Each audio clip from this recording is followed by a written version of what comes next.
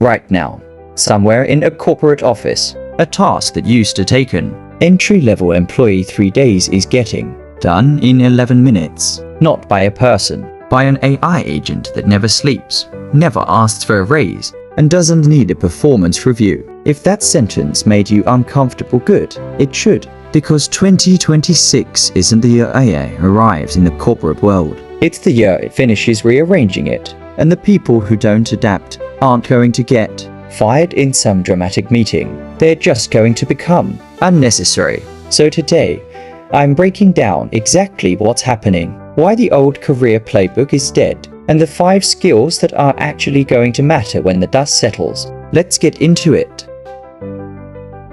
Segment 1. The death of the taskmaster. Let's start with the uncomfortable part. For decades, the corporate ladder worked on a simple logic. You start at the bottom doing execution-based work, data entry, drafting, scheduling, first-pass analysis, and you climb by doing more of it, faster, better than the next person. That ladder is broken, not bending, broken. The 2025 surge in autonomous agents didn't just speed up execution work. It made a huge chunk of entry-level, task-based white-collar roles functionally obsolete. Why? Because the entire value proposition of that first rung on the ladder was I can produce output, and now output is instant, and it's algorithmic. Here's the part that really stings. Proficiency in software used to be the moat. Knowing Excel better than your coworker, navigating a CRM faster, formatting a deck cleaner. That used to be a career advantage. Now, AI navigates every interface better than a human ever could. That skill isn't a differentiator anymore. It's table stakes for a machine. So if your entire professional identity is I'm really good at doing the task, you need to hear this clearly. That's not a career anymore. That's a job description an AI agent can now read and execute. The taskmaster is dead. The question is what replaces them. Segment 2. The Human Intuition Stress Test. Here's where it gets interesting, though, because AI isn't good at everything. Not even close. There's a boundary line running through every corporate function right now. And on one side of that line, predictive modeling and pattern matching absolutely crush human performance. But on the other side, high-stakes human judgment is still the only thing that works. I call this the context gap. It's the space where AI sounds confident but has actually hallucinated the social or political nuance of a situation. It can draft a perfectly worded layoff email. It has no idea that sending it on a Friday afternoon, right before a major client renewal, is a PR disaster waiting to happen.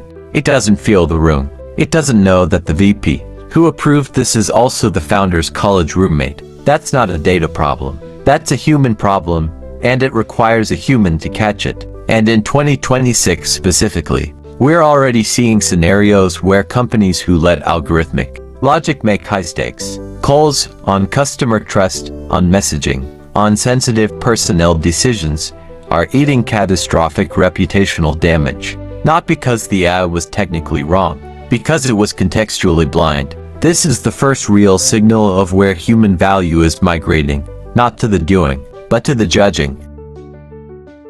Segment 3. The shift to strategic orchestration. So if execution is automated and judgment is still human, what does the actual day-to-day job look like now? It looks like conducting, not performing. Picture an orchestra. The most valuable person in the room isn't playing every instrument. They're the conductor, setting the tempo, deciding which section comes in when, catching the mistake before it happens, shaping 40 different inputs into one coherent output. That's the new corporate role. You're not going to be doing the task anymore.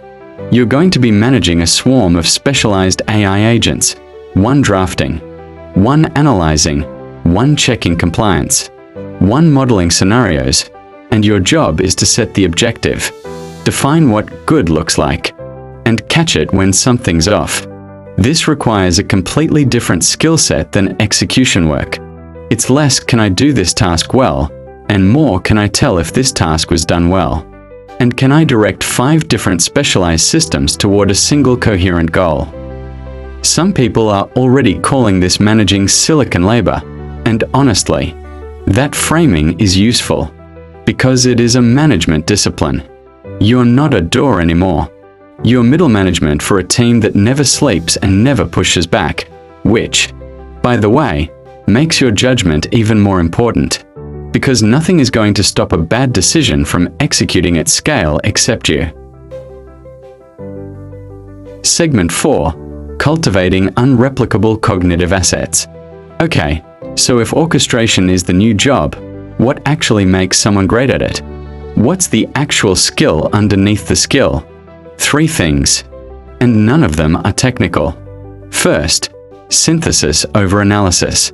AI models are extraordinarily good at going deep on a narrow question.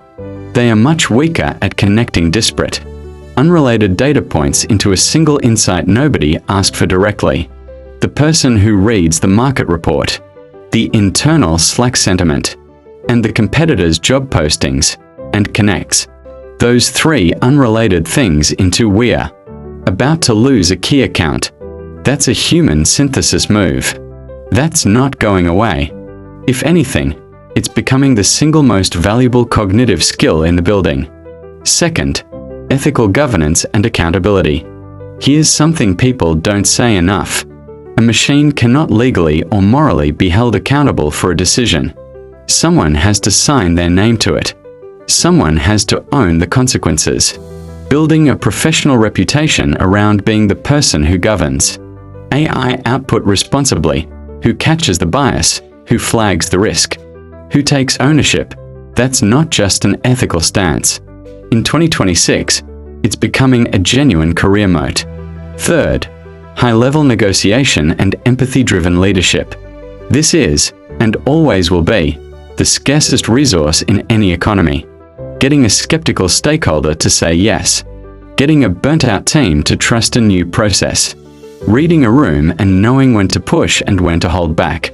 No agent framework touches this. Not this year, not next year. Put simply, the skills worth building now are the ones that require a nervous system, not a GPU. Segment 5. Building your post-shift career roadmap. So let's make this practical. Here's the actual roadmap. Step 1. Audit your current skill set. Be honest with yourself. Which parts of your job are automated liabilities, pure execution, tasks that an agent could already do, and which parts play to orchestration, judgment, and synthesis. Your goal isn't to abandon the execution skills entirely. It's to stop treating them as your primary value and start doubling down on the orchestration side. Step 2. Adopt a modular learning habit. The half-life of any specific AI tool or framework right now is measured in months, not years. Trying to master one platform is a losing strategy. Instead, build a habit of quickly evaluating new agentic tools as they release. What can it do? Where does it fail? How do I direct it? So you're never caught flat-footed by the next release cycle. Step 3. Position yourself as the bridge. The most secure role in any organization right now is the person standing between executive vision and autonomous execution, the one who can take a vague strategic goal from leadership and translate it into a coordinated set of instructions for a swarm of AI systems, then catch what they get wrong. That bridge role isn't going anywhere. If anything, it's becoming the only role that matters in the middle of the org chart. Here's the honest truth. The 2026 corporate shift isn't really about AI getting smarter. It's about the value of human work getting redefined. Execution used to be the whole game. Now it's the floor, not the ceiling.